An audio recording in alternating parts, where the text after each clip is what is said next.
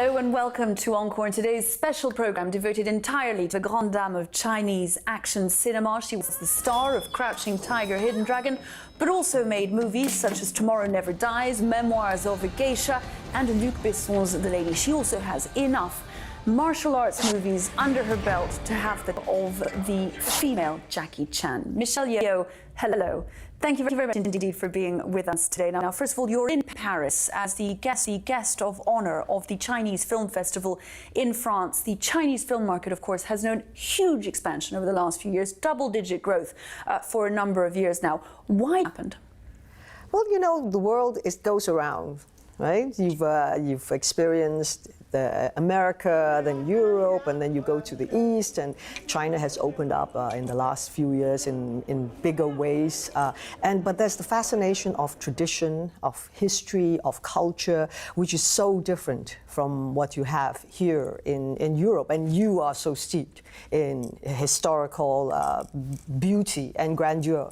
We always believe that movies are a great introduction to cultures, because you see some of the things that we have grown up with, some of the things that we love and enjoy, and things that are very much part of our traditions. So it's a tremendous honor to be the guest of Hidden Dragon 2, the Crouching Tiger, Hidden Dragon 2, the Sword of Destiny having a premiere here. I see trouble on the way. Honor, duty, excuses for bloodshed. That is why I left it behind all those years ago. Don't go around tonight. It took just one night Bound to take your life. to bring me back. Now, of course, the two will be eagerly awaited, and that big change we've talked about in the place of Chinese action movies, of course, is partly down to that, the extraordinary exposure, the breakthrough, really, that film represented. As you were making it, did you have a sense, the first I'm talking about, the one that revealed itself to the world in all its glory, did you expect that it was going to have the kind of international success that it had? Did we expect that? We hoped that it would be the best film that we were making. And also because I was having the wonderful opportunity to work with Ang Lee, and he had an amazing vision as a filmmaker, and he's proven himself over and over again. And when he first approached me to do, what he said was Sense and Sensibility with martial arts. Sounds How do you like say no? perfect He's like, cocktail. done, okay, fine, when do we start? In fact, it was very interesting, because I'd just come off Tomorrow Never Dies, and I didn't do another film because I waited for Ang Lee till Crouching Tiger. And it took almost like 2.5, 3 years before we were, you know, well on the way to making his China dream. The way he introduced what is the martial arts world, why is this warrior, why does he have the ability to suddenly go, shh, you know? It's the chi, and this is something that we understand. But as a Western audience, if you were introduced to something like that without actually taking them by the hand and gradually bringing it in, it would be a little discombobulating. And you know? which is what he managed to do. And that was the thing. And he managed to do it beautifully, because it was not just this very special world. It was the music, and then the silence, you know, the bamboos swaying. It was it was poetry in motion.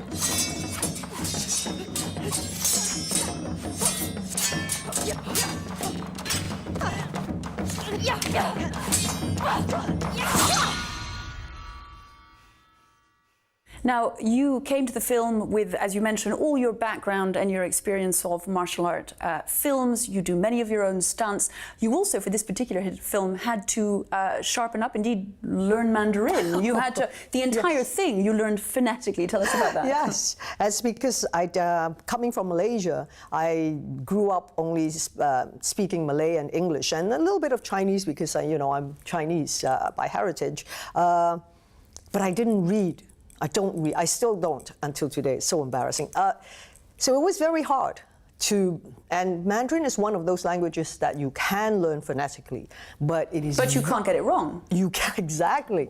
But that was what Ang loved to do. He just challenges you on all the different levels. But he's so into details.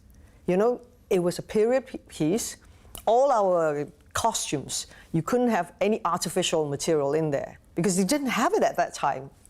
And of course, you were the perfect person to play it, given your background in martial arts movies. We'll talk about the two in just a moment. But you've also made other movies since, different styles of movies. Memoirs of a Geisha, also The Lady, Luc Besson's The Lady. How did you find the transition? Did you miss the stunts? Did you find playing those sorts of roles completely different?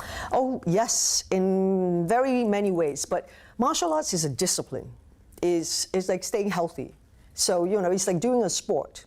So I do martial arts every day, or certain moves of it, to keep the body in shape and all that, because it's very important, because it's also a mind discipline. It's that training, how you are able to have a stability. Because then when your mind and body is zen, in line with each other, then you have stability. Otherwise, you would be all over the place. So I'm very fortunate because I seem to have been able to find a balance of doing but it's also very interesting because when I do an action film, then they say, don't you want to do more dramatic roles? And I go, but then the last time when I did The Lady, you said to me, have you given up on me? Of course, you can never win. On The Lady, how did you find filming that? I gather it's made things difficult for you with Burmese authorities. Of love. It truly was a labor of love because at that time, Dosu was still under house arrest. But she is very blessed because she has true people who have such great admiration and respect for not who she is, but what she stands for and what she believes in. So when we made that movie, Luc and his wife, Virginie, we were in love with this. With the character. With this woman. She's a real woman. But we couldn't reach or couldn't talk to her. I mean, nobody has spoken to her for 10 years. Even her family couldn't get in touch with her.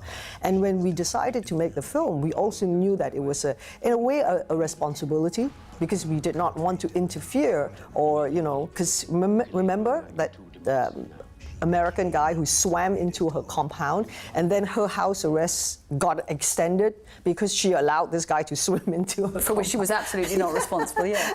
So we said, what if we made the movie, we announced it, and then it could get her into trouble?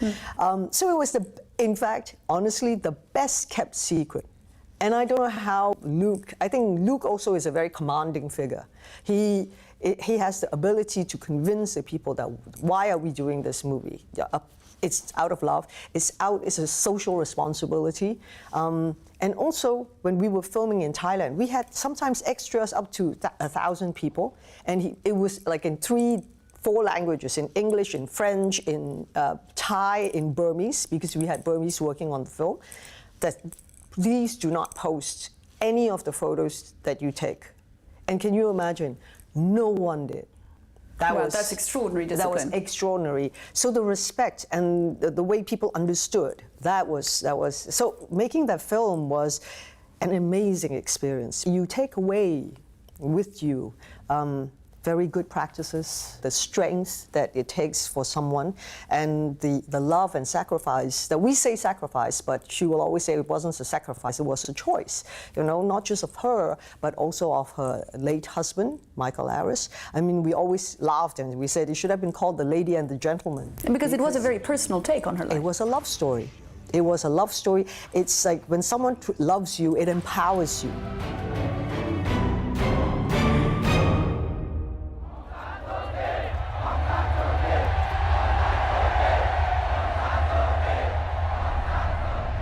You've also moved to the other side of the camera now as producer. Have you found that switch? What does it bring to your knowledge of what you do? I love the creative part of being a producer. But once you're on set, it's about crisis management. When things go wrong, call the producer, and I think when I first started to wear that hat, I was also the lead of the films.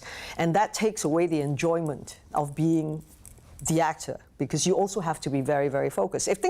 But we were unfortunate because at that time, it was also during SARS, the worst outbreak in the history of Asia, and we were filming in Shanghai. So can you imagine, everything became much more complicated. Oh, awfully complicated. And But I think the key thing was, why did I want to be a producer? Because I was not happy just waiting for the next script to come to me. And there were interesting things that I wanted to pursue, and it was taking too long, and nobody else had that same thing. So as a producer, you are able to push the envelope a lot faster. Tell us what to expect then from the sequel of Crouching Tiger, Hidden Dragon. Oh, well, we are going to pull you in, drag you into what is the martial arts world, where, you talk about all these warriors, and this time it's brutal. It's death, it's revenge, it's everything that, the martial arts world brings with it. We look forward to it. Thank you very much, Michelle Yeoh. It was a pleasure having you. Thank you very much indeed for being with us. Thank you.